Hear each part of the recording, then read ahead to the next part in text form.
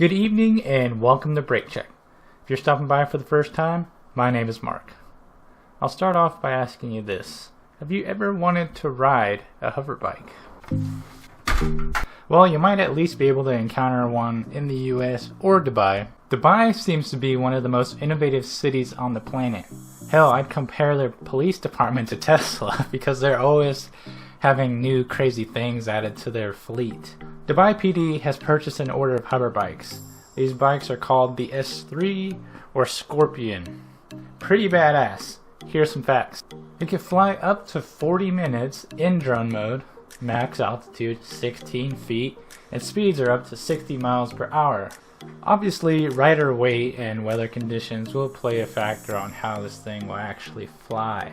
Dubai PD have stated that the futuristic hover bike will be used to access hard-to-reach areas in emergency situations and will be deployed by 2020.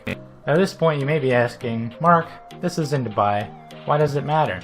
It matters because this hover bike meets federal aviation guidelines here in the US. Surprisingly, you don't need a pilot's license to fly this thing. You can order an S3 right now for $150,000. Of course, you'll need to put down a $10,000 deposit. You could potentially be waiting up to 6 months to get your Scorpion. Now on top of that, buyers will need to be assessed to make sure they can handle this flying hover bike. The last thing this company wants is people falling into the propellers, crashing into a car and killing everyone. That's not good. Okay, that's not good! Is Dubai PD crazy for implementing these hover bikes? Or are they genius? Should other police departments follow? Would you guys buy one? Let me know in the comments. Don't forget to share and subscribe for more awesome content.